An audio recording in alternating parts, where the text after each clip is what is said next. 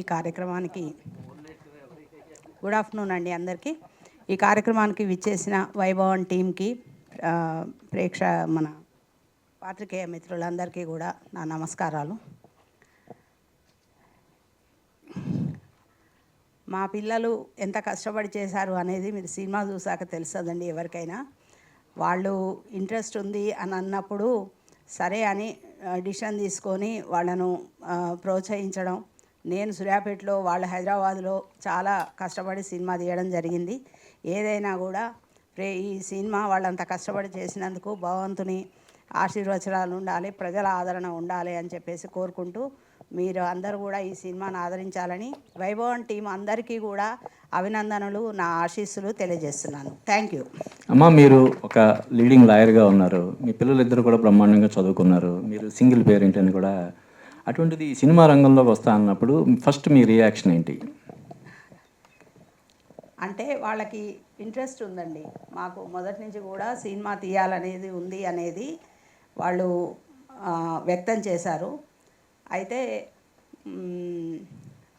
సరే అంటే అంతకుముందు కూడా వాళ్ళు చేస్తాము అని అనుకున్నారు, కానీ తర్వాత కొన్ని అనివార్య కారణాల వల్ల ఆగిపోవడం జరిగింది.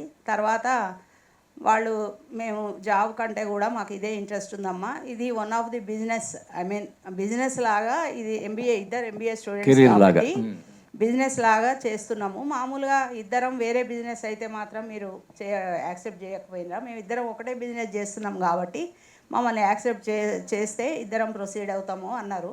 నేను కన్విన్స్ అయ్యాను. ఆ టైంకు కన్విన్స్ అవ్వడం అనేది ఆ భగవంతుని దయ.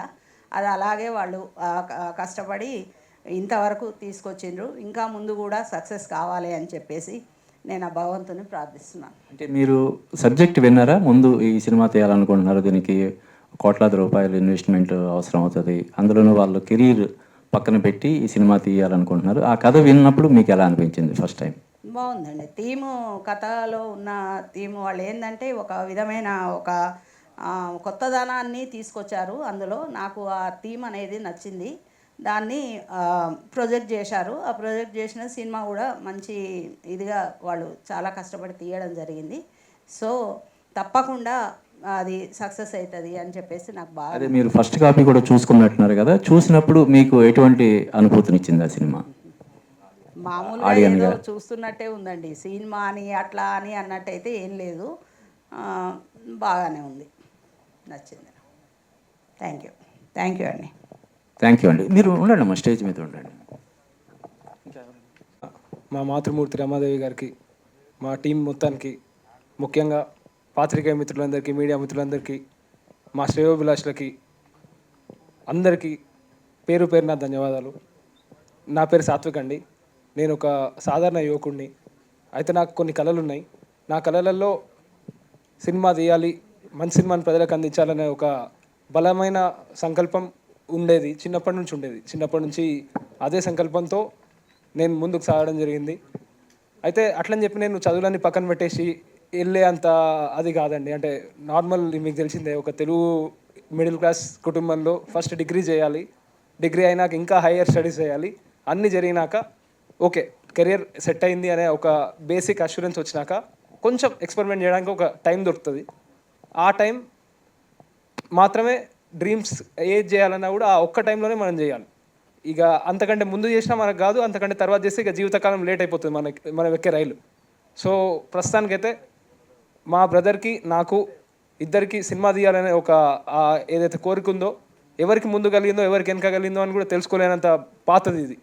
మొత్తానికి ఒక మంచి సినిమా తీయాలని చెప్పి ప్రేక్షకుల ముందుకి ఇప్పుడు ఇన్నాళ్ళు 2-2.5 నెలల నుంచి మేము కష్టపడి కష్టం అనే దాన్ని ఎక్కువ ఫోకస్ చేయదలుచుకోవట్లేదు. ఎందుకంటే సినిమా చూసినాక ఒక్క క్షణం సినిమా చూసినాక పెట్టేటప్పుడు జనాల నుంచి బాగుంది అనే ఒక చిన్న ఇట్లా థమ్స్ అప్ మొత్తం కూడా అవసరం లేదు, ఇట్లానా చాలు. కంప్లీట్ ప్రతి ఒక్క కష్టం మొత్తం దానికి ఆస్కారం ఉంటుంది. సో హానెస్ట్గా తీసినాం మేము సినిమాని. అందరూ యూనివర్సల్ ఆడియన్స్కి టార్గెట్ చేసుకుంటూ తీసినాం. ఒకళ్ళు చూడాలి ఒకళ్ళు చూడొద్దనే ఆ దృక్పథం ఏం లేదు. మీరు అంటే అంటుంటారు కదా మామూలుగా ఇట్లా ఎండనక ఇంట్లో కాదు మీద కాదు అంటే నరసింహస్వామి స్టైల్లో. సో చిన్న కాదు పెద్ద కాదు, ముసలి కాదు ముతక కాదు, ధనిక కాదు పేద కాదు, ఎట్లాంటి ప్రజలకైనా కూడా అందరికీ ఈ పర్టికులర్ సినిమా అనేది నచ్చే విధంగా మేము డిజైన్ చేయడం జరిగింది. అట్లా చేయాలంటే ఫస్ట్ మా సైడ్ నుండి ప్రీ ప్రొడక్షన్ అనేది చాలా పక్కాగా చేసుకొని పకడ్బందీగా చేయాల్సిన పరిస్థితి ఉండే. అది చేసినామనే మేము నమ్ముతున్నాం. ఆ రిజల్ట్ అనేది రేపటి నాడు 23వ తారీఖుకి మా వైభవం అనేది థియేటర్ల ముందుకు వస్తుంది. సో నేను ఎప్పటి నుంచి అనుకుంటాను వైభవం అనేది 23వ తారీఖు వస్తుంది, కానీ మాకు అసలైన వైభవం మాత్రం జనాలు థియేటర్లకు వచ్చినప్పుడు వస్తుంది. మాకు సినీ పరిశ్రమకైనా ఎవరికైనా అసలైన వైభవం ఆ రోజే రావాలి. సో ఆ వైభవాన్ని తీసుకొచ్చే నేనేం లేదండి, ఇక్కడ నుంచి ఒక సినిమాతో మీ ముందుకు నిలబడ్డా. మీరే ఈ సినిమాని ప్రజల్లోకి తీసుకెళ్ళాల్సి, సో ఒక తమ్ముళ్ళలాగా నన్ను అనుకొని ఈ సినిమాని మీరు నా ప్రజలకి తీసుకెళ్తారని నమ్ముతున్నాను. మంచి సినిమాని ప్రజలు ఆదరిస్తారనేది మాత్రం చాలాసార్లు ప్రూవ్ అయింది. సో పేరున ఒకటని కాదు, రెండని కాదు, ఎట్లా అంటే అదొక నిజం అన్నట్టు కాదు. సో ఇంకొక మంచి సినిమా యాడ్ అవుతుందని నేను నమ్ముతున్నా. ఇంకొక ఎగ్జాంపుల్ లాగా కూడా ఈ సినిమా అవుతుంది అనేది కూడా నేను నమ్ముతున్నా. సో తప్పకుండా మీ సహకారం కావాలి. మా కష్టం అయితే మేము పడ్డాం, ప్రజలకు మేము తీసుకెళ్ళడానికి మా 100% మేము ఇస్తున్నాం. సినిమా ప్రజలకి నచ్చేటట్టే చేసినాం. 2 గంటల 14 నిమిషాలు ప్రజలు ఎంటర్టైన్మెంట్ కోరేటట్టే తీసుకుంటున్నాం మేము. ఆద్యంతం ఎంటర్టైన్మెంట్ ఉంటుంది ఈ సినిమాలో. ఇది వచ్చేసి మా సినిమా వైభవం అనేది ఒక కామెడీ ఎంటర్టైనర్ లాగా తెరకెక్కింది. ఫ్యామిలీ అంశాలు ఉన్నాయి, సెంటిమెంట్ ఉన్నాయి, ఎమోషన్స్ ఉన్నాయి. ఎట్ ద సేమ్ టైం కొంచెం ఇంటెలెక్ట్ కూడా ఉంటుంది. నేను అదే అనుకున్నా, అంటే ఆడియన్స్ తలుచుకుంటే బ్రెయిన్ని ఇంట్లో వదిలేసి వచ్చినా పర్లేదు, ఇంటి నుంచి తీసుకొచ్చినా కూడా పర్లేదు, ఎట్లయినా కూడా కేటర్ అవుతుంది. సో అది జనాల ఇష్టం. తప్పకుండా ఈ సినిమాని ఆదరిస్తారు అనే నమ్మకం అయితే మాకుంది. ఏం నమ్మకం లేకపోతే పని ఉద్యోగాలు పక్కన పెట్టుకొని మేము రాలేదు. ఏం నమ్మకం లేకపోతే తల్లి పేరు మీద ప్రొడక్షన్ కంపెనీ పెట్టలేదు. ఏం నమ్మకం లేకపోతే ఒక గొప్ప టైటిల్ వైభవం అనే టైటిల్ పెట్టలేదు. ఎంతో కష్టపడి, ఎంతో ఆలోచించి, ఎంతో అంటే ఈ ఒక్క క్షణమే నేను మీకు తెలుసు, కానీ నేను చిన్నప్పటి నుంచి తెలుసు. సో నా మీద నమ్మకం నాకుంది. అది మీ ముందుకు ఇప్పుడు వస్తున్నాను. దేవుడి దయ వల్ల, ప్రజల అందరి సహకారం వల్ల ఈ చిత్రం ఆదరింపబడి అందరికీ వైభవం తెస్తుంది అని కూడా నేను నమ్ముతున్నాను. అందుకే సో ఈ వైభవం అనే దాని విషయంలో ఇంకోటి, సో చూద్దాం వైభవం అనే టైటిల్ పెట్టినా కాన్ఫిడెంట్గా ఉన్నాం. మా పరిధిలో మేమున్నది అంతా చేస్తున్నాం. మిగతాదంతా ఇక మీరు ప్రజలకి తీసుకెళ్లే దాన్ని బట్టి, ప్రజలు రిసీవ్ చేసుకునే దాన్ని బట్టి ఉంటుంది. ఏదైనా కూడా అందరికీ వైభవం రావాలి, అందరూ వైభవానికి రావాలని చెప్పి మేము కోరుకుంటున్నాం. సో అది. అందరికీ నమస్కారం అండి. నా పేరు రుత్విక్.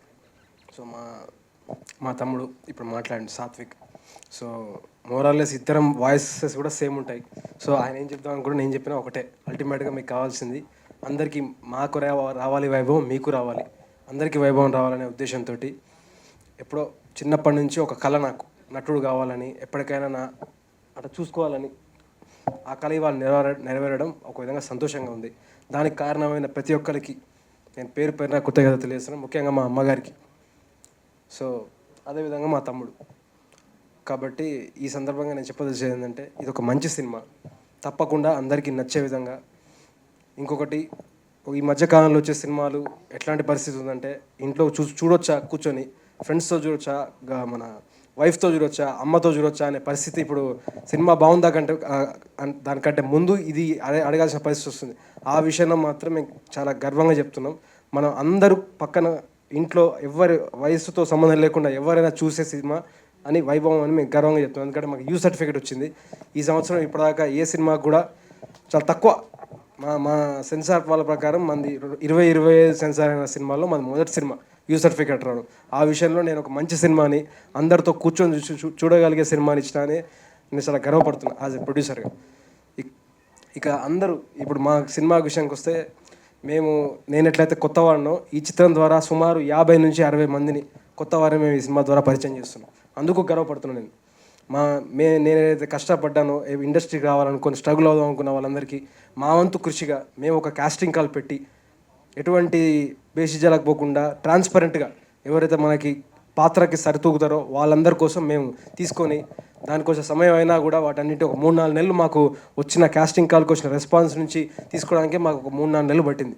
అయినా కూడా పాత్రలు ఒదిగిపోవాలి, మనం అనుకున్న పాత్రలకు న్యాయం చేసే వాళ్ళు మాకు దొరకాలని వాళ్ళ కోసం వెతికి వచ్చిన వాళ్ళందరూ తీసుకొని, అట్లా కొత్త వాళ్ళని సుమారు 50 నుంచి 60 మందికి మేము పరిచయం చేసినాం. సో ఇప్పుడు అందరూ రాలేకపోయినారు ప్రస్తుతానికి వాళ్ళ పనుల వల్ల. కాబట్టి వాళ్ళందరూ కూడా తప్పకుండా మీరు ఇచ్చే విజయాన్ని, మీరు ఇచ్చే స్ఫూర్తితోటి భవిష్యత్తులో వాళ్ళందరినీ కూడా నేను తప్పకుండా తీసుకొచ్చి అందరికీ పరిచయం చేస్తాను. ఈ సినిమా ద్వారా వాళ్ళందరికీ కూడా తప్పకుండా బ్రేక్ వస్తుంది నాతో పాటు అని మేము ఆశిస్తున్నాం. ఇంకా చెప్పాలంటే ఇంకా చెప్పుకుంటూ పోతే చాలా ఉంది. మాకు 2.5 సంవత్సరాలుగా ఈ చిత్రం నుంచి మాకు రోజు పగలనగా రాత్రనగా మాకు లైఫ్ అంటే వైభవంతో మాకు 2 years నుంచి అన్నీ పక్కన పెట్టేసుకొని ఈ సినిమా మీదనే అనుకున్నాం. చివరిగా నేను చెప్పొచ్చేది ఈ 23వ తారీఖున మాకు మీరు వైభవం తీసుకొస్తారని, తప్పకుండా అందరు మీ మీడియా మిత్రులు ముఖ్యంగా మీ నుంచి సహకారం రావాలి. మాకు వెనకాల ముందు ఎవరు లేరు, మీరే మాకు అండదండలుగా ఉండాలని, మీరే నలుగురికి చెప్పాలి, ప్రజలకు చెప్పాలి, మా చిత్రం గురించి అవగాహన అందించాలని నేను కోరుకుంటున్నాను. తద్వారా మంచి సినిమా, చిన్న సినిమా పెద్ద సినిమా ఏం లేదండి, మంచి సినిమా చెత్త సినిమా రెండే ఉంటాయి. సో మాకు మంచి సినిమా తీసినామని మేము అనుకుంటున్నాం.